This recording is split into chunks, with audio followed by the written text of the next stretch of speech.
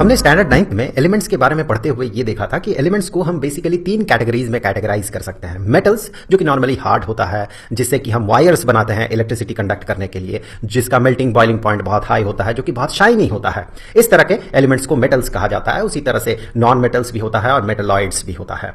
तो आज के इस वीडियो में हम मेटल्स और नॉन मेटल्स के कुछ बेसिक प्रॉपर्टीज के बारे में बात करेंगे और कुछ एक्सेप्शंस के बारे में बात करेंगे, फिजिकल प्रॉपर्टीज के बारे में बात करेंगे। तो सबसे पहले मेटल्स, इसकी कुछ प्रॉपर्टीज के बारे में बात करने से पहले कुछ एग्जांपल्स देख लेते हैं, जैसे कि gold, silver, copper, iron, mercury. ये सब मेटल्स का एग्जांपल है। मेटल्स का प्रॉपर्टीज की अगर बात करें तो सबसे पहले हम बात करेंगे कि मेटल्स जो है वो बहुत ही शाइनी होता है, जिसे कि लस्टर कहा जाता है। ये लस्ट्रस होता है, चमकीला होता है। जैसे कि गोल्ड को अगर आप देखें तो ये काफी चमकीला है, सिल्वर भी चमकीला होता है। इसीलिए जो ऑर्नामेंट्स होता है वो ऑर्नामेंट्स गोल्ड सिल्वर से बना हुआ होता है। इसका कलर की अगर बात करें तो ये नॉर्मली सिल्वरी ग्रे कलर का, जैसे कि सिल्वर होता है, और गोल्डन येलो कलर का, जैसे कि गोल्ड होता है। इस तरह के कलर्स का होता है। ये हीट और इलेक्ट्रिसिटी का बहुत अच्छा कंडक्टर होता है। इसीलिए जो यूटेंसिल्स होता है जिससे कि हम खाना पकाते हैं वो नॉर्मली मेटल्स का बना हुआ होता है। ये एल्यूमिनियम का बना हुआ होता है, टीन का बना हुआ होता है, आयरन से बना हुआ, आयरन का एक एलॉय जैसे कि स्टील, इस तरह के मेटल्स से नॉर्मली बना हुआ होता है। और जो इलेक्ट्रिसिटी कंडक्ट करने के लिए जो वायर का हम यूज करते हैं वो भी नॉर्मली मेटल का बना हुआ होता है। सबसे ज्यादा पॉपुलर होता है कॉपर वायर। उसी तरह से एल्यूमिनियम का भी वायर होता है। ये जो मेटल्स है ये डक्टाइल होता है, मतलब इसे वायर में हम कन्वर्ट कर सकते हैं, इससे वायर बना सकते हैं। जैसे कि यहां पर देखिए कॉपर का ये वायर है, पतला वायर है। मेटल्स मैलिएबल होता है। मैलिएबल कहने का मतलब है कि इसे हम पीट कर, हैमर करते हुए हम इससे पतला शीट बना सकते हैं। इसे दबा के पतला किया जा सकता है, खींचा जा सकता है, शीट में कन्वर्ट किया जा सकता है।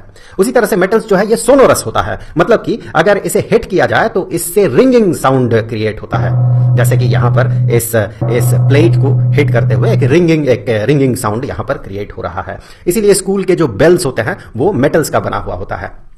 उसी तरह से मेटल्स का जो बॉइलिंग पॉइंट और मेल्टिंग पॉइंट है ये काफी हाई होता है। इसीलिए कुकिंग यूटेंसिल्स मेटल से बना हुआ होता है। वो ओवन के ऊपर चढ़ाया हुआ रहता है, नीचे से हीट इवॉल्व करता है, बाहर निकलता है और उसमें खाना पकता है। क्योंकि इसका मेल्टिंग और बॉइलिंग पॉइंट काफी हाई है, तो मेल्टिंग पॉइंट हाई होने के कारण इसे ओवन के ऊपर रखने से भी वो पिघल नहीं जाता है।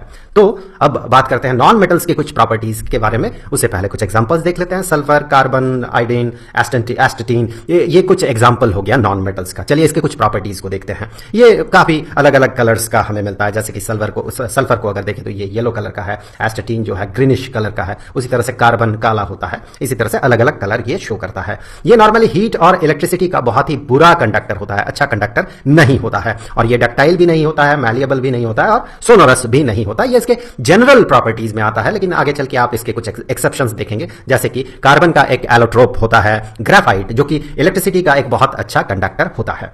आगे बढ़ते हैं। अब मेटलॉइड्स के कुछ एग्जांपल्स देख लेते हैं। उसके प्रॉपर्टी सबसे पहले देखिए। इसका जो प्रॉपर्टी होता है ये मेटल और नॉन मेटल्स के बीचों बीच का प्रॉपर्टी होता है। कुछ एग्जांपल्स जैसे कि silicon, germanium, arsenic, antimony, tellurium, ये सब कुछ एग्जांपल हो गया मेटलॉइड्स का। आप जानकर काफी खुश होंगे कि ये जो सिलिकॉन, जर्मेनियम, ये जो इसका प्रॉपर्टी है, जो कि मेटल्स और नॉन मेटल्स के बीच का इसका प्रॉपर्टी है, इसी के कारण इससे इलेक्ट्रॉनिक चिप बनाना पॉसिबल हुआ, जिससे कि सेमीकंडक्टर डिवाइसेस जैसे कि कैलकुलेटर, कंप्यूटर, ये सब बनना पॉसिबल हो पाया। अब चलिए कुछ एक्सेप्शंस के बारे में बात कर लेते हैं। एक्सेप्शंस मतलब अब तक जो हमने जनरल प्रॉपर्टीज के बारे में बात किया मेटल्स का और नॉन मेटल्स का, उसमें कुछ एक्सेप्शंस भी पाया जाता है। उसके बारे में चलिए बात करते हैं।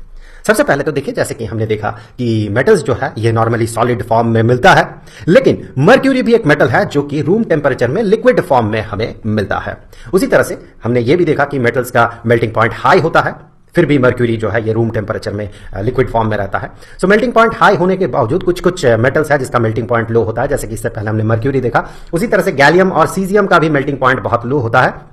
इतना लो होता है कि अगर अपने हाथ में आप गैलियम सीजियम को रखें तो फिर ये उसी टेम्परेचर के कारण, जितना हीट आपके हाथ से इस मेटल तक पहुंचेगा, उसी हीट से ये पिघल जाएगा, उसी टेम्परेचर में ये मेल्ट कर जाएगा। अब देखिए आयोडीन जो है ये एक नॉन मेटल है, लेकिन ये काफी लस्ट्रस होता है, ये काफी शाइनी होता है। यहां पर आयोडीन का एक इमेज आप देख रहे हैं, तो यहां पर देखिए ये काफी शाइनी है। अब आगे बढ़ते हैं।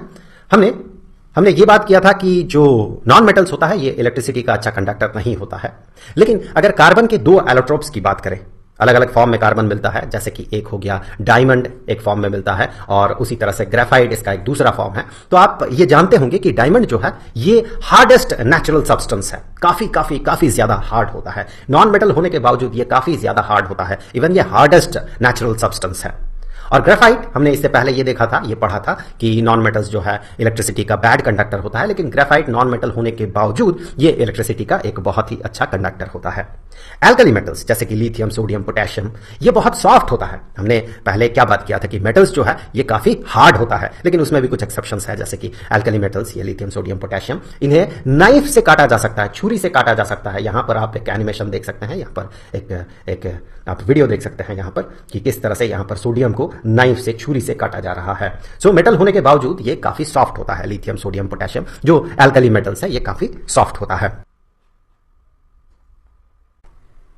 मेटल्स को जब जलाया जाता है, एयर में जब उसे जलाया जाता है, तो वो किस तरह का रिएक्शन वहां पर होता है, आज के इस वीडियो में हम यही देखने वाले हैं। बेसिकली ये ऑक्सीजन के साथ रिएक्ट करता है। तो यहां पर सबसे पहला डेमोन्स्ट्रेशन जो हम देखने वाले हैं, यहां पर ये एक मैग्नीशियम रिबन है। इस मैग्नीशियम रिबन को हम लोग बर्न करेंगे, यहां पर कैंडल के लाइट में हम इसे बर्न करेंगे। तो देखिए किस तरह का एक ब्राइट फ्लेम बन रहा है, और इस तरह से ये मैग्नीशियम पूरी तरह से जल गया। यहां पर जो रिएक्शन हो रहा है मैग्नीशियम के साथ ऑक्सीजन के रिएक्शन में, मैग्नीशियम ऑक्साइड बन रहा है। यहां आपको जो दिख रहा है ये मैग्नीशियम ऑक्साइड है। तो मेटल्स ऑक्सीजन के साथ रिएक्ट करके जब उसे गर्म किया जाता है या फिर जलाया जाता है, तो जब रिएक्शन होता है तो उसी मेटल का वो ऑक्साइड बनाता है, मेटालिक ऑक्साइड बनाता है। चलिए एक और एग्जांपल देख लेते हैं। यहां पर हम लोग कॉपर को गर्म करेंगे, ये रहा थोड़ा सा कॉपर। अब हम लोग क्या करेंगे, इसे बर्न कर देंगे, और फिर थोड़ी देर बाद, गरम करने के बाद थोड़ी देर बाद क्या होगा कि उसके ऊपर एक काला रंग का कोटिंग पड़ जाएगा। ये कॉपर ऑक्साइड का कोटिंग है। कॉपर ऑक्सीजन के साथ रिएक्ट करके कॉपर ऑक्साइड बना रहा है। ये जो काला दिख रहा है आपको, ये कॉपर ऑक्साइड है। मेटल ऑक्सीजन के साथ इसी तरह से रिएक्ट करता है। कुछ कुछ मेटल्स बहुत तेजी से रिएक्ट करता है ऑक्सीजन के साथ, जैसे कि सोडियम। सोडियम को जब उसमें फ्लेम से उसे गर्म किया जाता है, तो फिर सोडियम में बहुत ही बेहतरीन एक रिएक्शन होता है। वो रिएक्शन आपको यहां पर दिख रहा है। यहां पर सोडियम दो तरह से ऑक्सीजन के साथ रिएक्ट करता है। एक तो सोडियम ऑक्सीजन के साथ रिएक्ट करके सोडियम ऑक्साइड बनाता है, और एक दूसरे तरीके से वो रिएक्ट करता है और सोडियम पर ऑक्साइड बनाता है। इसी तरह से आयरन भी रिएक्ट करता है, आयरन भी जलता है ऑक्सीजन के साथ, वो रिएक्ट करता है जल के। लेकिन नॉर्मली आयरन का एक रॉड लेकर अगर आप उसे जलाएंगे या गर्म करेंगे तो वो जलेगा नहीं। लेकिन अगर आयरन के फिलिंग्स लिया जाए या आयरन डस्ट लिया जाए, तो फिर उसमें हमें बहुत ही एक स्पार्कलिंग इफेक्ट दिखता है। जैसे कि यहां पर देखिए किस तरह से ये फुलझड़ी की तरह जल रहा है। देखिए यहां पर आयरन डस्ट को गर्म किया गया और वो ऑक्सीजन के साथ इस तरह से वो रिएक्ट कर रहा है, और इस तरह का स्पार्कलिंग इफेक्ट हमें दिख रहा है। तो आयरन ऑक्सीजन के साथ रिएक्ट करके यहां पर फेरिक ऑक्साइड बनाता है, Fe2O3। तो इस तरह से मेटल्स ऑक्सीजन के साथ रिएक्ट करता है। लेकिन आप याद रखें कुछ कुछ मेटल्स ऐसे भी हैं जो कि ऑक्सीजन के साथ बिल्कुल रिएक्ट नहीं करता है, जैसे कि गोल्ड हो गया, जैसे कि सिल्वर हो गया। ये सब ऑक्सीजन के साथ बिल्कुल रिएक्ट नहीं करता है। अब ये जो मेटालिक ऑक्साइड बना, इन मेटालिक ऑक्साइड्स का प्रॉपर्टी किस तरह का होता है, चलिए ये अब हम लोग देख लेंगे। सबसे पहले देखिए यहां पर जो आपको दिख रहा है ये कॉपर ऑक्साइड है। हम देखेंगे कॉपर ऑक्साइड किस तरह से एसिड के साथ रिएक्ट करेगा। यहां पर इस टेस्ट ट्यूब में, यहां नीचे देखिए इस जगह पे कॉपर ऑक्साइड है। हम क्या करेंगे, यहां पर थोड़ा हाइड्रोक्लोरिक एसिड डाल देंगे। तो हाइड्रोक्लोरिक एसिड डालने से यहां पर एक रिएक्शन होगा। देखिए इसका कलर में एक चेंज आएगा। सो यहां पर जो रिएक्शन हो रहा है ये है हाइड्रोक्लोरिक एसिड के साथ कॉपर ऑक्साइड के रिएक्शन में कॉपर क्लोराइड बन रहा है और पानी बन रहा है। यहां पर मैं आपको बता दूं ये कॉपर क्लोराइड जो है ये एक तरह का सॉल्ट है। ये कुछ ऐसा ही रिएक्शन है मानो कि एसिड और बेस का रिएक्शन हो रहा है। हमें पता है एसिड और बेस के रिएक्शन में सॉल्ट और पानी बनता है। यहां पर भी हाइड्रोक्लोरिक एसिड और कॉपर ऑक्साइड के रिएक्शन में एक सॉल्ट बन रहा है और पानी बन रहा है। तो इसी लॉजिक से कहा जाता है कि जो मेटालिक ऑक्साइड्स होते हैं वो बेसिक नेचर का होता है, उसमें बेसिक नेचर होता है। जैसे कि यहां पर कॉपर ऑक्साइड के पास बेसिक नेचर है। लेकिन कुछ कुछ ऐसे भी मेटालिक ऑक्साइड्स होते हैं जिसमें कि बेसिक नेचर के साथ साथ एसिडिक नेचर भी होता है, जैसे कि एल्यूमिनियम ऑक्साइड। यहां पर देखिए एल्यूमिनियम ऑक्साइड जो है ये एसिड के साथ रिएक्ट करके एक सॉल्ट एल्यूमिनियम क्लोराइड और पानी बना रहा है। वैसे ही एल्यूमिनियम ऑक्साइड सोडियम हाइड्रोक्साइड जो कि एक बेस है, सोडियम हाइड्रोक्साइड के साथ रिएक्ट कर रहा है और सोडियम एल्यूमिनेट बना रहा है और पानी बना रहा है। यहां पर ये सॉल्ट है, सोडियम एल्यूमिनेट सॉल्ट है, और ये सोडियम क्लोराइड सॉल्ट है।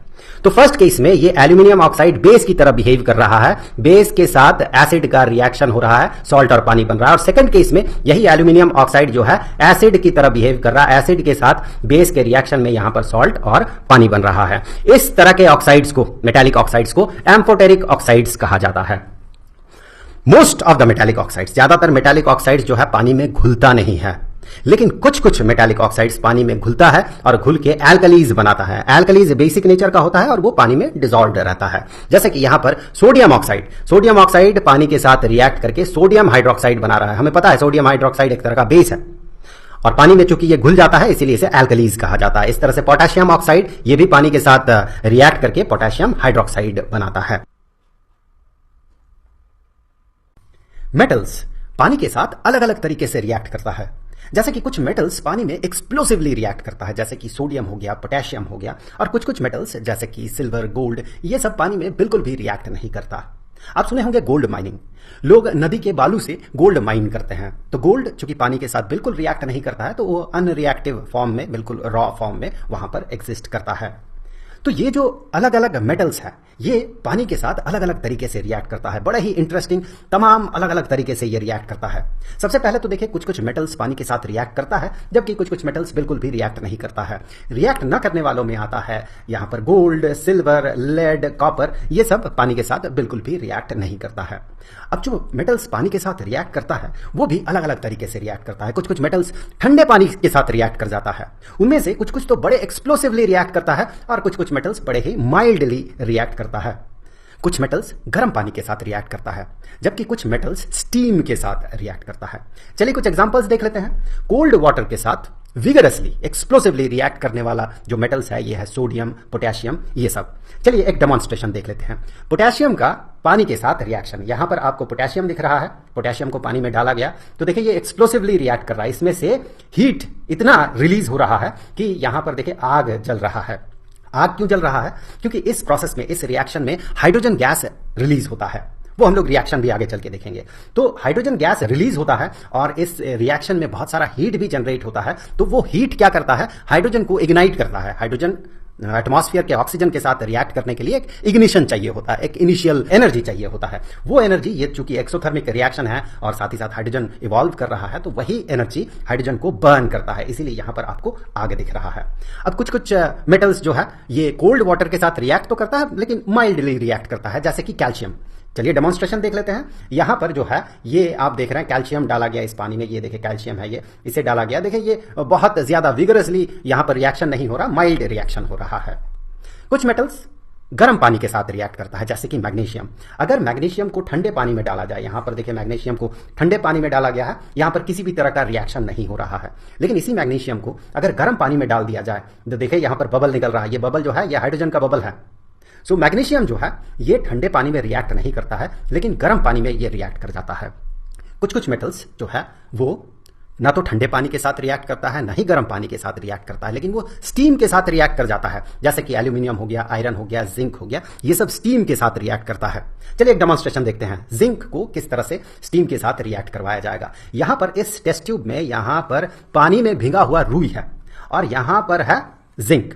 यहां पर हीट प्रोवाइड किया जा रहा है, तो इस जगह पे जो मॉइस्चर है, जो यहां पर मॉइस्चर है वो गर्म हो जा रहा है, तो ये स्टीम जैसा काम कर रहा है। अब वही स्टीम जिंक के साथ रिएक्ट करके जो हाइड्रोजन गैस इवॉल्व हो रहा है, वही हाइड्रोजन गैस इस पाइप से निकल रहा है और यहां पर उसे टेस्ट ट्यूब में कलेक्ट किया जा रहा है। तो इस तरह से जिंक, आयरन, ये सब जो है, जिंक, आयरन, एल्यूमिनियम, ये सब मेटल्स जो है ये गर्म पानी के साथ भी रिएक्ट नहीं करता है, ये स्टीम के साथ रिएक्ट करता है। अब चलिए रिएक्शंस देख लेते हैं। जैसे कि मेटल, सबसे पहले देखिए जो मेटल्स है ये पानी के साथ रिएक्ट करता है और मेटल ऑक्साइड और हाइड्रोजन बनाता है। यही हाइड्रोजन इवॉल्व करता है, बाहर निकलता है बबल्स के फॉर्म में। आपने जो भी रिएक्शन देखा, जो बबल्स निकल रहा था, वो हाइड्रोजन गैस का बबल था। ये मेटल ऑक्साइड जो है ये वापस से फिर से पानी के साथ रिएक्ट कर जाता है और फिर मेटल हाइड्रोक्साइड बनाता है। तो अगर हम दोनों को कंबाइन करें तो हम ये कह सकते हैं कि मेटल और पानी के रिएक्शन में ये क्या बनता है, मेटल हाइड्रोक्साइड बनता है और हाइड्रोजन गैस यहां से इवॉल्व होता है। जैसे कि कुछ एग्जांपल्स, जैसे कि पोटेशियम के साथ पानी के रिएक्शन में पोटेशियम हाइड्रोक्साइड बन रहा है और हाइड्रोजन गैस रिलीज हो रहा है। सोडियम के साथ रिएक्शन में, पानी के रिएक्शन में सोडियम हाइड्रोक्साइड बन रहा है और यहां पर हाइड्रोजन गैस रिलीज हो रहा है।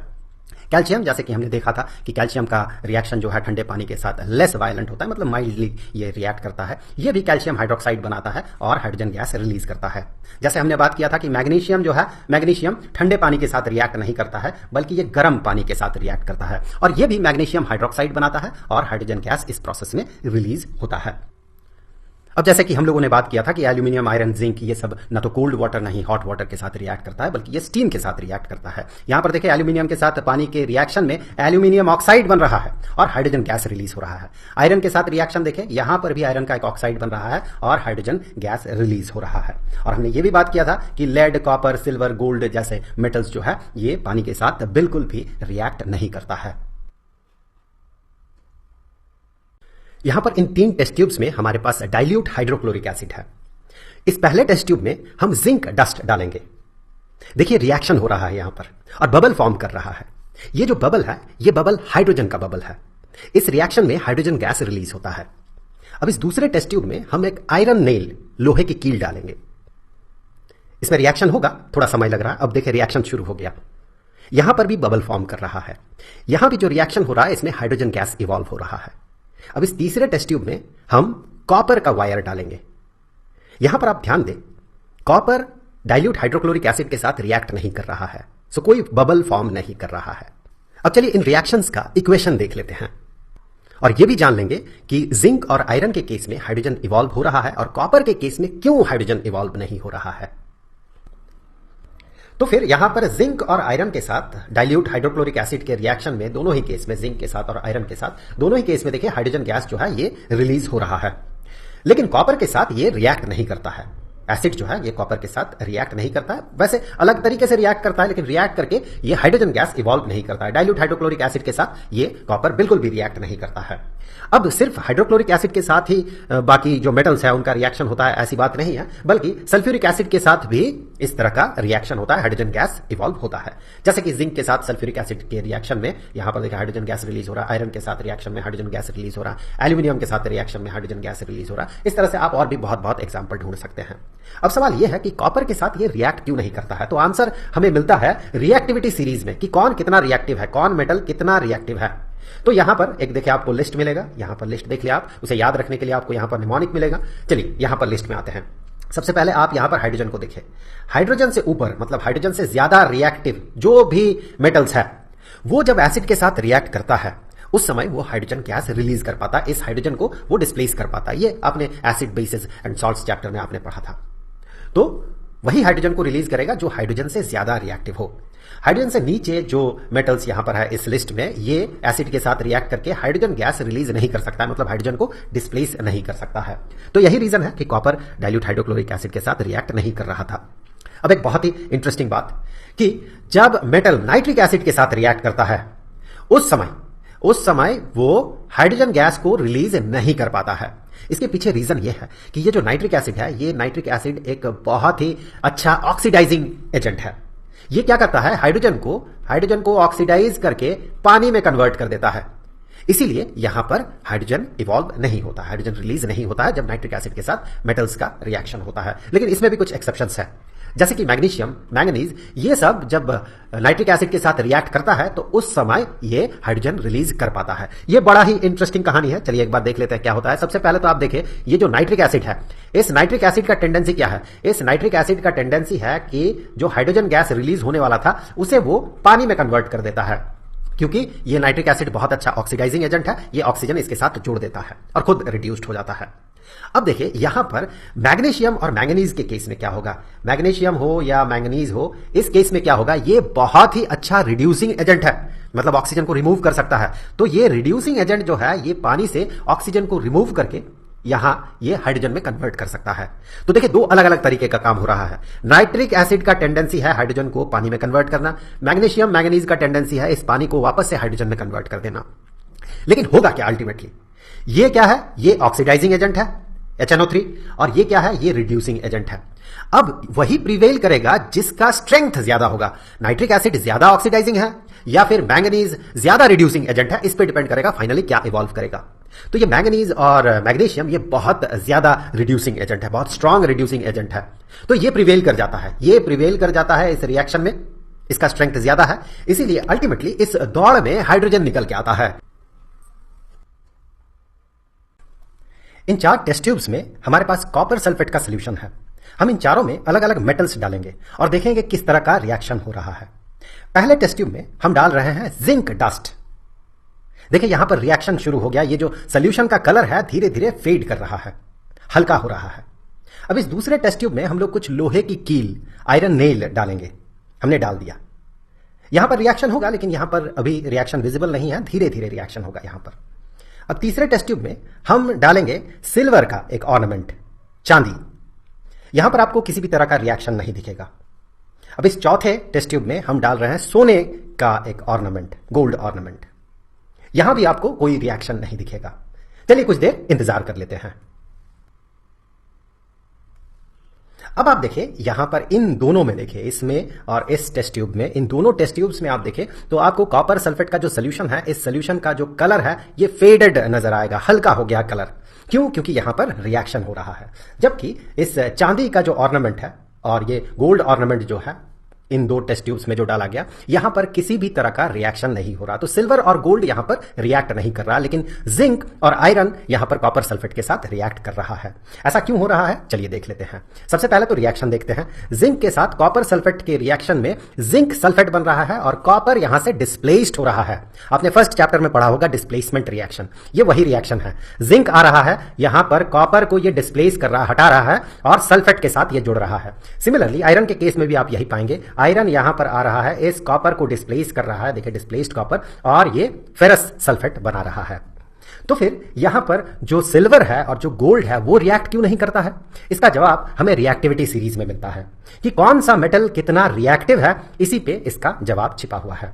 सबसे पहले तो देखिए ये कॉपर सल्फेट का सोल्यूशन था, मतलब अगर रिएक्शन होता तो उस मेटल को कॉपर को डिस्प्लेस करना होता। कॉपर सल्फेट कॉपर का ही एक सॉल्ट है, तो कॉपर को वही डिस्प्लेस कर सकता है इस तरह के रिएक्शन में, डिस्प्लेसमेंट रिएक्शन में, जो कि कॉपर से ज्यादा रिएक्टिव हो। यहां पर ऑब्वियसली हाइड्रोजन और कार्बन मेटल नहीं है, लेकिन ये रेफरेंस के लिए दिया हुआ है, बाकी सब मेटल्स हैं। अब कॉपर से ज्यादा रिएक्टिव मेटल्स कॉपर के ऊपर लिखा गया, ये सब potassium, sodium, calcium, magnesium, aluminium, zinc, iron, tin, lead, ये सब कॉपर से ज्यादा रिएक्टिव है। इसीलिए जब कॉपर सल्फेट सोल्यूशन में इन मेटल्स को डाला जाता है जो कि इससे ज्यादा रिएक्टिव है, तो वो कॉपर को वहां से हटा देता है और खुद जाके जुड़ जाता है। लेकिन सिल्वर और गोल्ड कॉपर से कम रिएक्टिव है, इसीलिए कॉपर सल्फेट सोल्यूशन में जब सिल्वर और गोल्ड को डाला जा रहा है तो फिर वो कॉपर को डिस्प्लेस नहीं कर पा रहा है, वहां पर डिस्प्लेसमेंट रिएक्शन नहीं हो पा रहा, क्योंकि सिल्वर और गोल्ड कॉपर से कम रिएक्टिव है। तो इस रिएक्टिविटी सीरीज को देखकर आप ये तय कर सकते हैं कि किसी मेटल के सॉल्ट के साथ एक दूसरे मेटल को अगर मिला दिया जाए तो वहां पर रिएक्शन होगा या नहीं। या फिर रिएक्शन को देखते हुए भी हम अगर उल्टे तरफ से कहें तो रिएक्शंस को देखते हुए भी हम रिएक्टिविटी सीरीज बना सकते हैं। जैसे कि एग्जांपल के तौर पे मान ले कि दो मेटल है, एक तो ए और दूसरा बी। अब इस ए मेटल का एक सॉल्ट है, इसके साथ कुछ जुड़ा हुआ है, तो यहां पर यह सॉल्ट बना, उस मेटल का सॉल्ट बना। अगर बी के साथ रिएक्ट करके बी अगर ए को डिस्प्लेस कर पा रहा है, देन बी ए से ज्यादा रिएक्टिव है। लेकिन अगर बी ए को डिस्प्लेस नहीं कर पा रहा है, इसका मतलब बी ए से कम रिएक्टिव है।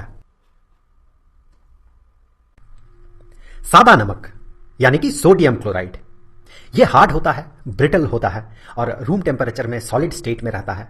साथ ही साथ यह पानी में घुल जाता है और पानी में घुलने के बाद जो सोल्यूशन बनता है, यह सोल्यूशन इलेक्ट्रिक करंट को अपने से पास होने देता है। आपको पता है ऐसा क्यों होता है? ऐसा इसलिए होता है क्योंकि सोडियम क्लोराइड एक मेटल और एक नॉन मेटल, सोडियम मेटल और क्लोरीन नॉन मेटल, मेटल और नॉन मेटल के एटम से बना हुआ होता है, जिसके कारण कि ये जो कंपाउंड है ये एक आयनिक कंपाउंड होता है। तो चलिए आज के इस वीडियो में हम यही जानने वाले हैं कि मेटल और नॉन मेटल के एटम्स किस तरह से रिएक्ट करता है और जो कंपाउंड बनता है उसे हम आयनिक कंपाउंड क्यों कहते हैं।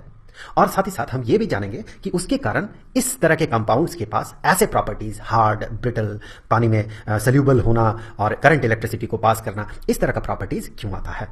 तो सबसे पहले तो आप देखिए पीरियोडिक टेबल में, पीरियोडिक टेबल में बिल्कुल अंत में ये जो एलिमेंट्स है, ये सारे एलिमेंट्स जो है इन्हें नोबल गैसेस कहा जाता है। ये बहुत बहुत बहुत कम रिएक्टिव होता है और इस तरफ हमें नॉन मेटल्स मिलता है। और यहां बीचों बीच कुछ सेमीकंडक्टर एलिमेंट है जिसे कि मेटलॉइड्स भी कहा जाता है और बाकी सारे मेटल्स हैं। उनमें से ये जो मेटल्स है ये बहुत ज्यादा रिएक्टिव मेटल्स है। तो आज के इस वीडियो में हम जो बात करने वाले हैं वो बहुत ज्यादा रिएक्टिव मेटल और नॉन मेटल्स के बीच के रिएक्शन के बारे में हम बात करेंगे। आगे बढ़ते हैं। सबसे पहले नोबल गैसेस को अगर आप देखें तो कुछ नोबल गैसेस का यहां पर एग्जांपल लिया गया है। इनके इलेक्ट्रॉनिक कॉन्फ़िगरेशन के बारे में आपने स्टैंडर्ड 9th में पढ़ा था। इनके इलेक्ट्रॉनिक कॉन्फ़िगरेशन की खास बात यह होती है कि इसका जो आउटर मोस्ट शेल है, आउटर मोस्ट शेल में 8 इलेक्ट्रॉन्स होते हैं, एक्सेप्ट फॉर हीलियम। हीलियम का 2 इलेक्ट्रॉन होता है आउटर मोस्ट शेल में। ये सारे नोबल गैसेस जो है ये बहुत बहुत ज्यादा स्टेबल होता है और ये केमिकल रिएक्शन में ना के बराबर पार्टिसिपेट करता है। जो बाकी एलिमेंट्स है उनके पास एक टेंडेंसी होता है कि वो अपने आसपास के अपने सबसे करीबी नोबल गैस जो है उसका इलेक्ट्रॉनिक कन्फिगरेशन अटेन करने का वो टेंडेंसी रखता है ताकि वो स्टेबल हो जाए। चलिए सोडियम और क्लोरीन का एग्जांपल लेते हैं। अगर आप सोडियम के आउटर मोस्ट शेल में देखें तो आपको 1 इलेक्ट्रॉन मिलेगा और अगर आप क्लोरीन के आउटर मोस्ट शेल में देखें तो आपको 7 इलेक्ट्रॉन्स मिलेंगे। तो अगर इन दोनों को अपने नियरेस्ट नोबल गैस का इलेक्ट्रॉनिक कन्फिगरेशन अटेन करना है तो इसके लिए सोडियम क्या करेगा, 1 इलेक्ट्रॉन लूज कर देगा और क्लोरीन उसी इलेक्ट्रॉन को एक्सेप्ट कर लेगा और दोनों का ऑक्टेट जो है वो फुलफिल हो जाएगा, मतलब आउटर मोस्ट शेल में 8 इलेक्ट्रॉन होगा। और इलेक्ट्रॉन चूंकि नेगेटिवली चार्ज होता है इसीलिए सोडियम जब इलेक्ट्रॉन लूज करता है तो वो एक पॉजिटिव आयन में कन्वर्ट हो जाता है और क्लोरीन इलेक्ट्रॉन को एक्सेप्ट करके एक नेगेटिव आयन में कन्वर्ट हो जाता है। ये सोडियम आयन बनता है और ये क्लोराइड आयन बनता है। अब चूंकि ये पॉजिटिवली चार्ज है सोडियम आयन और क्लोराइड आयन जो है नेगेटिवली चार्ज है और पॉजिटिव चार्ज और नेगेटिव चार्ज के बीच होता है इलेक्ट्रोस्टैटिक अट्रैक्शन। उस अट्रैक्शन के कारण ये दोनों एक दूसरे के साथ जुड़ जाता है। यहां पर देखिए चूंकि आयंस जुड़ रहा है और बॉन्ड बन रहा है, केमिकल बॉन्ड बन रहा है, इसीलिए इस तरह के कंपाउंड्स को आयनिक कंपाउंड कहा जाता है। चलिए सोडियम क्लोराइड का क्रिस्टल स्ट्रक्चर देख लेते हैं। इन रियलिटी ये किस तरह के स्ट्रक्चर में होता है। अगर आप सोडियम आयन को देखें, ये पॉजिटिव आयन है, सोडियम आयन को देखें तो ये इमीडिएटली क्लोराइड आयन के साथ जुड़ा हुआ है क्योंकि ऑब्वियसली पॉजिटिव चार्ज और नेगेटिव चार्ज में अट्रैक्शन होगा। अगर आप क्लोराइड आयन को देखें तो ये अपने आसपास positive charge that mean positive ion sodium ion के साथ जुड़ा हुआ होता है। अब चलिए यहीं से हम ये समझ पाएंगे कि आयनिक कंपाउंड्स का क्या प्रॉपर्टीज होता है और वो प्रॉपर्टीज आता कहां से है। सबसे पहले तो देखिए ये सॉलिड फॉर्म में होता है, रूम टेम्परेचर में ये सॉलिड स्टेट में होता है। क्यों? क्योंकि यहां पर पॉजिटिव और नेगेटिव चार्ज के बीच बहुत ज्यादा अट्रैक्शन, इलेक्ट्रोस्टैटिक अट्रैक्शन काम करता है जो कि इनको बाइंड करके रखता है। लिक्विड या गैस बनने के लिए क्या होना चाहिए कि ये जो बाइंडिंग फोर्स है ये बाइंडिंग फोर्स कम से कम हो, लेकिन यहां पर स्ट्रॉन्ग अट्रैक्टिव फोर्स काम करता है, इलेक्ट्रोस्टैटिक फोर्स काम करता है, इसीलिए रूम टेम्परेचर में ये सॉलिड फॉर्म में होता है और साथ ही साथ इसी कारण से स्ट्रॉन्ग बॉन्ड के कारण ये हार्ड होता है। ये मेलिएबल बिल्कुल नहीं होता है, मतलब लचीला नहीं होता है, इसीलिए ये ब्रिटल होता है, भंगुर होता है। देखिए लचीला होने के लिए क्या चाहिए। पिछले एक वीडियो में जहां पर हमने बात किया था कि मेटल्स लचीला क्यों होता है तो वहां पर हमने देखा था कि मेटल्स में फ्री इलेक्ट्रॉन्स होता है जो कि शॉक एब्जॉर्बर का काम करता है। जब बाहर से उसमें फोर्स अप्लाई किया जाता है तो शॉक एब्जॉर्बर का काम करता है फ्री इलेक्ट्रॉन्स और वो पॉजिटिव आयंस को मूव करने देता है, स्लाइड करने देता है। लेकिन यहां पर कोई फ्री इलेक्ट्रॉन नहीं होता है तो कोई कुशन का काम यहां पर नहीं करता है, शॉक एब्जॉर्बर नहीं है। तो अगर बाहर से फोर्स अप्लाई किया जाए तो या तो ये टूट जाएगा या फिर नहीं टूटेगा, बीचों बीच ये थोड़ा सा लचीला हो जाएगा, मुड़ जाएगा, ऐसा नहीं हो सकता क्योंकि इसके पास फ्री इलेक्ट्रॉन्स नहीं है। इसका मेल्टिंग और बॉइलिंग पॉइंट बहुत हाई होता है क्योंकि इनके बीच, ये पॉजिटिव और नेगेटिव चार्ज के बीच स्ट्रॉन्ग अट्रैक्टिव फोर्स काम करता है जिसके कारण इसे मेल्ट करना या बॉयल करना इतना आसान नहीं है। ये पानी में सल्यूबल होता है, घुल जाता है पानी में। क्यों घुलता है? क्योंकि पानी जो है एक ऑक्सीजन एटम और 2 हाइड्रोजन एटम से बना हुआ होता है, पानी का मॉलिक्यूल। अब ऑक्सीजन हाइड्रोजन से बहुत ज्यादा इलेक्ट्रोनेगेटिव होने के कारण शेयर्ड पेयर ऑफ इलेक्ट्रॉन को ऑक्सीजन अपने तरफ खींच लेता है जिससे कि ऑक्सीजन के तरफ थोड़ा सा नेगेटिव चार्ज आ जाता है और हाइड्रोजन से इलेक्ट्रॉन, पेयर ऑफ इलेक्ट्रॉन्स दूर जाता है, इसीलिए हाइड्रोजन में थोड़ा पॉजिटिव चार्ज यहां पर आ जाता है। तो इसके कारण ये अपने आसपास इलेक्ट्रिक फील्ड क्रिएट करता है। जब सोडियम क्लोराइड जैसा आयन यहां पर पहुंचता है, पॉजिटिव और नेगेटिव आयन मिलकर सोडियम क्लोराइड बना हुआ है, तो ये नेगेटिव चार्ज वाला जो हिस्सा है ये पॉजिटिव चार्ज को अपने तरफ खींचता है और ये जो पॉजिटिव चार्ज वाला हिस्सा है ये नेगेटिव चार्ज को अपने तरफ खींचता है और इसे तोड़ देता है, उस बॉन्ड को ये तोड़ देता है। अब देखिए बॉन्ड टूट जाने का मतलब क्या है, ये सल्यूबल हो गया। ये पॉजिटिव चार्ज यहां आके जुड़ जाता है, इसके आसपास रहता है और नेगेटिव चार्ज इस पार्शियल पॉजिटिव चार्ज के आसपास रहता है। अब इसके कारण एक बहुत ही इंटरेस्टिंग चीज निकल के आता है कि ये इलेक्ट्रिसिटी को कंडक्ट कर पाता है। क्यों कंडक्ट कर पाता है? क्योंकि पानी में घुलते साथ ये जो पॉजिटिव और नेगेटिव चार्ज है, ये पॉजिटिव और नेगेटिव चार्ज सेपरेट हो जाता है, अलग अलग हो जाता है, पॉजिटिव और नेगेटिव टूट जाता है। अब जब एक्सटर्नल वोल्टेज सोर्स के साथ इसे जोड़ा जाता है तो उस समय बैटरी के नेगेटिव टर्मिनल की तरफ ये पॉजिटिव आयन मूव करता है और बैटरी के पॉजिटिव टर्मिनल की तरफ ये नेगेटिव चार्ज मूव करता है। इसीलिए इस तरह के सॉल्यूशन में 2 इलेक्ट्रोड को इंसर्ट करने से वहां पर इलेक्ट्रिक करंट कंस्टिट्यूटेड होता है क्योंकि ये आयंस जो है ये चार्ज कैरियर का काम करता है वहां पर। जब कभी भी आप किसी मेटल से बने हुए किसी ऑब्जेक्ट को यूज करते हैं तो क्या आपने सोचा कि वो मेटल आया कहां से है?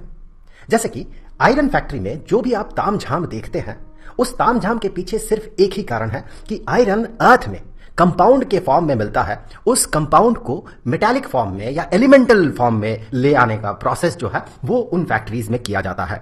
बेसिकली आयरन जो है ये अर्थ में जो मिलता है ये कंपाउंड के फॉर्म में मिलता है जिसे कि आयरन ओर कहा जाता है। बाकी मोस्ट ऑफ द एलिमेंट्स वो भी कंपाउंड फॉर्म में अर्थ में मिलता है। जैसे कि बॉक्साइट हो गया एल्यूमिनियम का ओर, उसी तरह से कॉपर का भी ओर मिलता है। ये सब ओर मिट्टी खोद के धरती से ही लाया जाता है। फिर उसके बाद इन ओर्स का होता है सबसे पहले प्यूरिफिकेशन या एनरिचमेंट या फिर कहें कंसेंट्रेशन। ये क्या होता है? ये एक तरह का रिफाइनमेंट है। ओर्स जो है ये अर्थ से माइन किया जाता है, इसीलिए इसमें बहुत ज्यादा अमाउंट में इंप्यूरिटीज होता है, जैसे कि मिट्टी, धूल, ये सब चीजें वहां पर उस ओर के साथ मिला हुआ रहता है। इन इंप्यूरिटीज को गैंग कहा जाता है। इस गैंग को सबसे पहले ओर से सेपरेट किया जाता है। तो अलग अलग तरीके का प्रोसेस यूज किया जाता है। वो अलग अलग प्रोसेस डिपेंड करता है कि जो ओर है और जो गैंग है इनका फिजिकल और केमिकल प्रॉपर्टीज किस तरह से है। इस पे डिपेंड करेगा कि कौन सा प्रोसेस यूज किया जाता है इसके एनरिचमेंट या कंसेंट्रेशन के लिए। तो ओर का सबसे पहले होता है कंसेंट्रेशन। उसके बाद उस कंसेंट्रेटेड ओर को एक्सट्रैक्ट किया जाता है। एक्सट्रैक्ट मतलब ओर से मेटल में कन्वर्ट करना, कंपाउंड से मेटल में कन्वर्ट करना, एलिमेंटल फॉर्म में कन्वर्ट करना, ये प्रोसेस होता है एक्सट्रैक्शन। इसके लिए अलग अलग केमिकल फिजिकल प्रोसेसेस यूज किया जाता है, जैसे कि इलेक्ट्रोलाइसिस एक तरह का प्रोसेस है, कैल्सिनेशन, रोस्टिंग, रिडक्शन, ये अलग अलग तरीके से इसे जो कंपाउंड है उस कंपाउंड को एलिमेंटल फॉर्म में कन्वर्ट किया जाता है। इनके बारे में थोड़ी देर में हम लोग काफी डिटेल्स में बात करेंगे। अब एक्सट्रैक्शन के बाद जो मेटल मिलता है वो मेटल पूरी तरह से प्योर नहीं होता है, उसमें भी थोड़ा बहुत इंप्यूरिटी मिला हुआ रहता है। उस इंप्यूरिटी को हटाने का तरीका जो है इसी को हम रिफाइनिंग कहते हैं। एक प्रोसेस है इलेक्ट्रोलाइटिक रिफाइनिंग। तो इस तरह से हमें प्योर मेटल मिलता है। तो जैसा कि हमने बात किया, सबसे पहले ओर का कंसंट्रेशन होता है, मतलब ओर से गैंग को हटाया जाता है। उसके बाद उसे एक्सट्रैक्ट किया जाता है, मतलब कंपाउंड फॉर्म से एलिमेंटल फॉर्म में ले जाया जाता है। ये एक्सट्रैक्शन अलग अलग मेटल्स के लिए अलग अलग प्रोसेस में किया जाता है। जैसे ये यहां पर आपको रिएक्टिविटी टेबल दिख रहा है मेटल्स का। जो बहुत हाई रिएक्टिव मेटल्स होता है उनके लिए एक तरह का प्रोसेस यूज किया जाता है, बहुत ही ज्यादा रिएक्टिव के लिए एक तरह का प्रोसेस। फिर जो माइल्डली रिएक्टिव है उनके लिए एक तरह का प्रोसेस यूज किया जाता है, और जो लीस्ट रिएक्टिव एलिमेंट्स है या मेटल्स है उनके लिए अलग तरह का प्रोसेस यूज किया जाता है। तो तीन अलग अलग तरीके से ये एक्सट्रैक्शन होता है। सबसे पहले तो देखिए, जो हाईली एक्टिव मेटल्स है जैसे कि सोडियम, मैग्नीशियम, कैल्शियम, इसके लिए एक तरीका। जो माइल्डली एक्टिव मेटल्स है जैसे कि आयरन, जिंक, लेड, इनके लिए एक दूसरे तरह का तरीका यूज किया जाता है। और जो बहुत ही कम एक्टिव मेटल्स है जैसे कि मर्क्यूरी हो गया, सिल्वर हो गया, इनके लिए एक अलग तरह का तरीका यूज किया जाता है एक्सट्रैक्शन के लिए। तो सबसे पहले चलिए बात करते हैं जो बहुत ही ज्यादा रिएक्टिव मेटल्स है उनके ओर से प्योर मेटल कैसे लिया जाता है। तो ये जो प्रोसेस है, इस प्रोसेस में इलेक्ट्रोलाइसिस की मदद से प्योर मेटल तक पहुंचा जाता है। अब देखते हैं जो लीस्ट एक्टिव मेटल है उनके लिए कौन सा प्रोसेस यूज किया जाता है। तो इस तरह का मेटल्स जो है अर्थ के सरफेस में या अर्थ में सल्फाइड ओर के फॉर्म में मिलता है, सल्फाइड कंपाउंड के फॉर्म में मिलता है। उसे किया जाता है रोस्टिंग। थोड़ी देर में हम देखेंगे रोस्टिंग एग्जैक्टली है क्या। उसके बाद हमें मिलता है मेटल, वो पूरी तरह से प्योर नहीं होता, इसलिए उसे रिफाइन किया जाता है। अब जो माइल्डली एक्टिव मेटल्स है उसे दो अलग अलग तरीके से एक्सट्रैक्ट किया जाता है। देखिए, वो बेसिकली या तो कार्बोनेट फॉर्म में मिलता है या फिर सल्फाइड फॉर्म में मिलता है। अगर कार्बोनेट फॉर्म में मिले तो फिर उसका होता है कैल्सिनेशन, ये भी एक तरह का प्रोसेस है, केमिकल प्रोसेस है, थोड़ी देर में हम लोग डिटेल्स में बात करेंगे। सल्फाइड ओर का होता है रोस्टिंग। इन प्रोसेसेस से ये कार्बोनेट और सल्फाइड ओर जो है ये उस मेटल के ऑक्साइड में कन्वर्ट हो जाता है। फिर उसे किया जाता है रिड्यूस, उसका रिडक्शन होता है, और रिडक्शन होते साथ वो मेटल में कन्वर्ट होता है, एलिमेंटल फॉर्म में आ जाता है। उसके बाद उसका होता है रिफाइनिंग। तो चलिए सबसे पहले हम बात करेंगे जो बहुत ज्यादा एक्टिव मेटल है उनके लिए जो एक्सट्रैक्शन का प्रोसेस है इलेक्ट्रोलाइसिस, इस पे हम अभी बात करेंगे। जो बहुत ज्यादा एक्टिव मेटल्स होता है जैसे कि सोडियम हो गया, मैग्नीशियम हो गया, कैल्शियम हो गया, इसे मॉल्टन स्टेट में, इसके जो क्लोराइड्स होता है उसे मॉल्टन स्टेट में लाया जाता है। फिर उसमें होता है इलेक्ट्रोलाइसिस, इससे प्योर मेटल पाया जाता है, प्योर मेटल एक्सट्रैक्ट किया जाता है इस तरह से। चलिए हम देख लेते हैं इसे किस तरह से किया जाता है। ये मॉल्टन स्टेट में मान लिया क्लोराइड है, सोडियम क्लोराइड ही मान लिया आप, मॉल्टन स्टेट में सोडियम क्लोराइड है। चलिए कुछ आयंस को हमने यहां पर ड्रॉ कर लिया। ये पॉजिटिव आयन मतलब सोडियम आयन, और ये नेगेटिव आयन मतलब क्लोराइड आयन। अब क्या किया जाता है, यहां पर दो इलेक्ट्रोड्स इंसर्ट किया जाता है, और उन दो इलेक्ट्रोड्स को बैटरी के साथ, बैटरी के दो टर्मिनल्स के साथ, ये पॉजिटिव टर्मिनल और ये नेगेटिव टर्मिनल, इनके साथ जोड़ दिया जाता है। और फिर इस प्रोसेस में क्या होता है, इलेक्ट्रिक करंट यहां पर कंस्टिट्यूटेड होता है। तो यहां पर चूंकि ये नेगेटिव टर्मिनल है तो इस नेगेटिव टर्मिनल की तरफ ये जो पॉजिटिव चार्जेस है, ये पॉजिटिव चार्जेस अट्रैक्टेड होता है, और ये जो पॉजिटिव टर्मिनल है इसके तरफ ये नेगेटिव चार्जेस जो है इस पॉजिटिव टर्मिनल की तरफ अट्रैक्टेड होता है। और इस तरह से इस टर्मिनल से जो मेटल है, प्योर मेटल है, वो मेटल एक्सट्रैक्ट किया जाता है या उसे गेन किया जाता है। यहां पर ये जो आयन है, ये आयन इलेक्ट्रॉन को यहां से गेन करता है, और इलेक्ट्रॉन को गेन करके प्योर मेटल में कन्वर्ट हो जाता है। फिर इसे हम लोग एक्सट्रैक्ट कर लेते हैं। तो इस तरह से जो हाईली एक्टिव मेटल्स है, इलेक्ट्रोलाइसिस के प्रोसेस से उसे एक्सट्रैक्ट किया जाता है। अब आते हैं दूसरे तरीके में, दैट मीन जो माइल्डली एक्टिव मेटल्स है उनके लिए किस तरह का प्रोसेस हम यूज करेंगे। तो सबसे पहले देखें, दो तरह का ओर होगा, एक तो कार्बोनेट और दूसरा सल्फाइड। कार्बोनेट अगर हुआ तो उसका होगा कैल्सिनेशन, सल्फाइड ओर अगर हुआ तो उसका होता है रोस्टिंग। इन दोनों प्रोसेसेस से कार्बोनेट और सल्फाइड ओर जो है ये उस मेटल के ऑक्साइड में कन्वर्ट हो जाता है। फिर उस ऑक्साइड को रिड्यूस किया जाता है, कार्बन के प्रेजेंस में गर्म किया जाता है तो वो रिड्यूस्ड हो जाता है और वो मेटल में मतलब एलिमेंटल फॉर्म में वो कन्वर्ट हो जाता है। फिर उसका होता है रिफाइनिंग। तो इस तरह का मेटल जो कि रिएक्टिविटी सीरीज में बीचों बीच है, जैसे कि आयरन, जिंक, लेड जो है ये मॉडरेटली रिएक्टिव होता है और ये सल्फाइड और कार्बोनेट के फॉर्म में हमें नेचर में मिलता है। चूंकि ऑक्साइड फॉर्म से इसे एक्सट्रैक्ट करना आसान होता है, इसीलिए सल्फाइड और कार्बोनेट ओर को सबसे पहले ऑक्साइड फॉर्म में कन्वर्ट किया जाता है। उसके बाद उसे किया जाता है रिड्यूस, उसका होता है रिडक्शन। चलिए देखते हैं किस तरह का प्रोसेसेस हम यहां पर यूज करते हैं। तो एक बार फिर से देख लेते हैं, कार्बोनेट से कैल्सिनेशन होते हुए ऑक्साइड, सल्फाइड से रोस्टिंग होते हुए ऑक्साइड और फिर वहां से रिडक्शन होते हुए मेटल, जिसका बाद में होता है रिफाइनिंग। रोस्टिंग एक इस तरह का प्रोसेस है जिसे कि हाई टेम्परेचर में एयर के प्रेजेंस में उस सल्फाइड ओर को रखा जाता है, मतलब सल्फाइड ओर को ऑक्सीजन के प्रेजेंस में काफी ज्यादा गर्म किया जाता है। इस प्रोसेस को रोस्टिंग कहा जाता है। जैसे कि जिंक सल्फाइड जो है ऑक्सीजन के प्रेजेंस में अगर इसे गर्म किया जाए तो ये उसके ऑक्साइड फॉर्म में कन्वर्ट हो जाता है। कैल्सिनेशन, जब लिमिटेड अमाउंट ऑफ एयर या फिर एब्सेंस ऑफ एयर में, ऑक्सीजन के एब्सेंस में या बहुत कम अमाउंट में ऑक्सीजन रहे उस सिचुएशन में अगर हीट किया जाता है तो फिर कार्बोनेट जो है वो ऑक्साइड फॉर्म में कन्वर्ट हो जाता है, मेटल कार्बोनेट मेटल ऑक्साइड में कन्वर्ट हो जाता है। जैसे कि जिंक कार्बोनेट, इसे गर्म किया गया, देखिए कोई ऑक्सीजन वगैरह कुछ नहीं है, गर्म किया गया तो फिर जिंक ऑक्साइड में यह कन्वर्ट हो गया। अब इस ऑक्साइड को क्या किया जाएगा, इस ऑक्साइड को रिड्यूस किया जाएगा, जो मेटल ऑक्साइड है उसे रिड्यूस किया जाएगा, कुछ रिड्यूसिंग एजेंट के साथ उसे गर्म किया जाएगा, जैसे कि कार्बन के साथ उसे गर्म किया जाएगा। देखिए जिंक ऑक्साइड कार्बन के प्रेजेंस में उसे गर्म किया गया तो हमें प्योर मेटल मिला और यहां कार्बन मोनोऑक्साइड इवॉल्व हो जाएगा। कभी कभी डिस्प्लेसमेंट रिएक्शन भी यूज किया जाता है।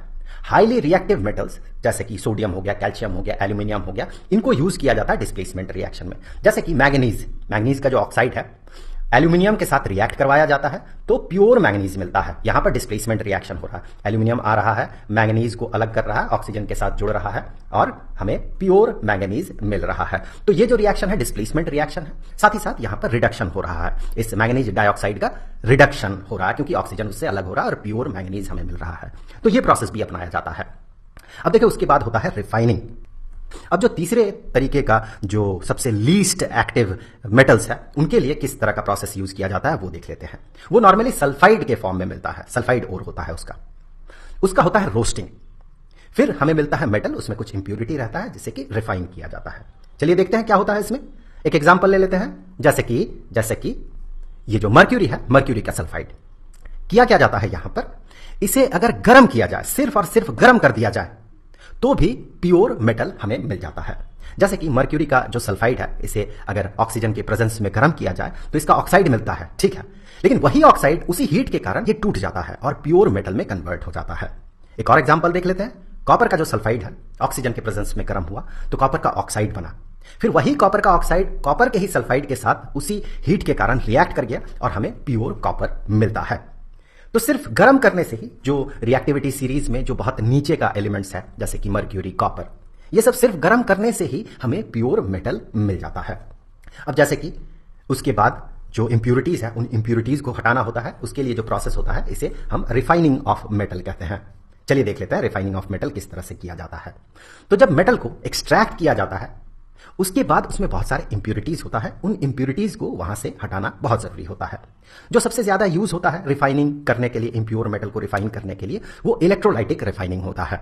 इलेक्ट्रोलाइटिक रिफाइनिंग नॉर्मली किस तरह के मेटल्स में होता है, कॉपर, जिंक, टिन, निकल, सिल्वर, गोल्ड, इस तरह का जो मेटल्स है इनमें इलेक्ट्रोलाइटिक रिफाइनिंग होता है। ये इस तरह का प्रोसेस है जिसमें कि इंप्योर मेटल जो है, जो एक्सट्रैक्शन से हमें मिला इंप्योर मेटल जिसे कि प्योर बनाना है, इंप्योर मेटल से एनोड बनाया जाता है। यहां पर आप देखिए ये जो है ये एनोड है और जो प्योर मेटल है प्योर मेटल से कैथोड बनाया जाता है। तो ये हो गया प्योर मेटल से। फॉर एग्जांपल कॉपर हम यहां से रिफाइन कर रहे हैं तो कॉपर का यहां पर बार को या कॉपर का रॉड को इंसर्ट किया जाता है, इलेक्ट्रोड की तरह यूज किया जाता है, प्योर कॉपर का रॉड को यूज किया जाता है। और यहां पर एनोड में इम्प्योर कॉपर जो कि एक्सट्रैक्शन से हमें मिला उसे यहां पर यूज किया जाता है। अब देखिए बैटरी के साथ जोड़ देने से, यहां पर की को जोड़ देने से क्या होगा, बैटरी से यहां पर करंट फ्लो करेगा, पूरा सर्किट बन जाएगा। यहां पर इस तरह से मैं इलेक्ट्रॉनिक करंट दिखा रहा हूं, इस तरह से ये इलेक्ट्रॉनिक करंट है, इस तरह से ये इलेक्ट्रॉनिक करंट यहां पर कंस्टिट्यूटेड होगा। तो देखिए क्या होगा यहां पर, यहां जो इम्प्योर मेटल है, इम्प्योर मेटल का जो मेटल का एटम है, जैसे कि कॉपर का एटम जो यहां पर होगा, वो कॉपर का एटम चूंकि ये पॉजिटिव टर्मिनल के साथ जुड़ा हुआ है बैटरी का, वो इलेक्ट्रॉन को डोनेट करेगा, इलेक्ट्रॉन यहां पर डोनेट करेगा और फिर वही आयन में कन्वर्ट हो जाएगा। इलेक्ट्रॉन डोनेट करके ये कॉपर के आयन में कन्वर्ट हो जाएगा और कॉपर के आयन में कन्वर्ट होके ये यहां से बाहर निकल जाएगा और यही इलेक्ट्रॉन यहां से करंट के फॉर्म में, इलेक्ट्रॉनिक करंट में ड्रॉ कर रहा हूं, करंट के फॉर्म में इस सर्किट में फ्लो करने लगेगा। फिर ये जो आयन बना, ये आयन इस नेगेटिव टर्मिनल की तरफ अट्रैक्टेड होगा, क्योंकि ये पॉजिटिवली चार्ज है, ये पॉजिटिवली चार्ज है तो ये नेगेटिव टर्मिनल की तरफ अट्रैक्टेड होता है और अट्रैक्टेड होके यहां पर आके वो इलेक्ट्रॉन गेन करता है और इलेक्ट्रॉन गेन करके मेटालिक फॉर्म में या एलिमेंटल फॉर्म में कन्वर्ट हो जाता है। चूंकि ये कॉपर का ही बना हुआ रॉड है तो वो वहां पर जाके बॉन्ड बना के चिपक जाता है और जो इंप्यूरिटीज होता है वो इंप्यूरिटीज यहां से अलग निकल के इस तरह से नीचे गिर जाता है, जिसे कि एनोड मड कहा जाता है। तो इस तरह से इलेक्ट्रोलाइटिक रिफाइनिंग के प्रोसेस से जो इम्प्योर मेटल है, उस इम्प्योर मेटल को प्योर मेटल में कन्वर्ट किया जाता है। लोहे से बना हुआ ऑब्जेक्ट जब नया होता है तो उसमें एक शाइन रहता है, लेकिन समय के साथ साथ धीरे धीरे उसके ऊपर ब्राउन कलर का एक परत पड़ते जाता है, जिसे कि हम कहते हैं जंग, रस्ट। इसी तरह से अगर आप सिल्वर को देखें तो सिल्वर भी नए नए में बड़ा शाइनी होता है, लेकिन बहुत दिनों बाद समय के साथ साथ धीरे धीरे उसके ऊपर एक काला परत, एक काला लेयर आने लगता है। यही होता है कॉपर के साथ भी। कॉपर शुरू में बहुत ही ब्राइट कलर का होता है, ब्राउन ब्राइट कलर का होता है। समय के साथ साथ इसके ऊपर एक ब्लूइश ग्रीन कलर का एक परत आ जाता है। तो ये सब जो होता है आयरन के साथ, सिल्वर के साथ, कॉपर के साथ और भी बाकी मेटल्स के साथ, इसे कोरोजन कहा जाता है। जब कोई मेटल उसके अराउंड जो उसका सराउंडिंग्स है, उस सराउंडिंग्स के मॉइस्चर, एसिड, इन सब के साथ रिएक्ट कर जाता है तो कहा जाता है कि वहां पर कोरोजन हो रहा है। देखिए आयरन मॉइस्ट एयर में लंबे समय तक आयरन को अगर रखा जाए तो ब्राउन फ्लेकी सब्सटेंस वहां से निकलता है, जिसे हम रस्ट या जंग कहते हैं। ये रस्ट मेनली होता है ferric oxide, hydrous ferric oxide, मतलब फेरिक ऑक्साइड तो होता ही है, उसके साथ कुछ पानी के मॉलिक्यूल्स अटैच्ड रहता है, तो ये हाइड्रस फेरिक ऑक्साइड हो गया। उसी तरह से फेरिक ऑक्साइड, हाइड्रोक्साइड भी इसमें रहता है, तो ये दोनों मिलकर बनाता है रस्ट। सिल्वर की अगर बात करें तो सिल्वर एटमॉस्फेयर में प्रेजेंट सल्फर के साथ रिएक्ट कर जाता है और सिल्वर सल्फाइड में ये कन्वर्ट हो जाता है। तो ये काला रंग का जो परत आप देख रहे हैं ये सिल्वर सल्फाइड का है। उसी तरह से कॉपर जो है मॉइस्ट कार्बन डाइऑक्साइड के साथ रिएक्ट कर जाता है और कॉपर कार्बोनेट बनाता है। ये जो आप ब्लूइश ग्रीन कलर का यहां पर परत देख रहे हैं ये है कॉपर कार्बोनेट। ये जो कोरोजन है, ये कोरोजन के कारण हर साल हमें फाइनेंशियली बहुत लॉस होता है।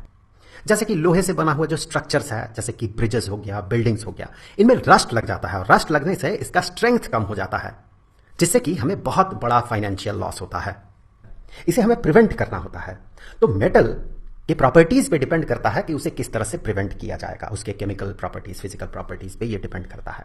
कुछ बहुत ही कॉमन जो प्रोसेसेस है या मेथड्स है कोरोजन को रोकने का, वो मेथड्स यहां पर आपको दिख रहा है। जैसे सबसे जो कॉमन मेथड है, इजी मेथड है, वो है पेंटिंग, ऑयलिंग, ग्रीजिंग वगैरह वगैरह। थोड़ी देर में हम लोग इन सब पे बात करेंगे। और थोड़ा सा जो कॉम्प्लेक्स मेथड है, थोड़ा सा कठिन मेथड है, उनमें आता है गैल्वेनाइजिंग, क्रोम प्लेटिंग, एनोडाइजिंग और एलॉय बनाना।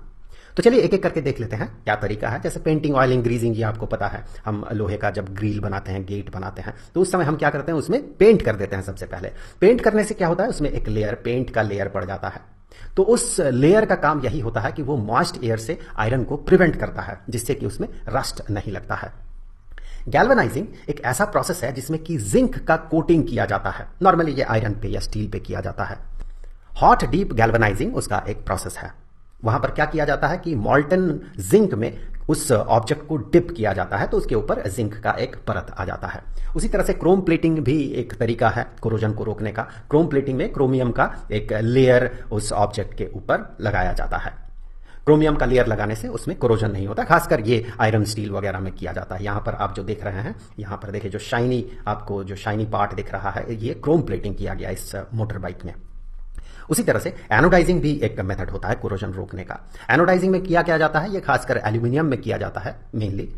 इसमें आर्टिफिशियल पैसिवेशन किया जाता है। आप पूछेंगे पैसिवेशन क्या है? तो देखिए, जब एल्यूमिनियम होता है तो एल्यूमिनियम में एक ऑक्साइड का लेयर बन जाता है, ऑक्सीजन के साथ वो रिएक्ट करता है और ये Al2O3 का लेयर बन जाता है एल्यूमिनियम के ऊपर, जो कि उसे आगे कोरोड होने से रोकता है। आर्टिफिशियल पैसिवेशन में हम क्या करते हैं कि यही जो लेयर है, इस लेयर को आर्टिफिशियली हम थिक करते हैं, मोटा कर देते हैं, ताकि उसमें कोरोजन की चांसेस कम से कम हो जाए।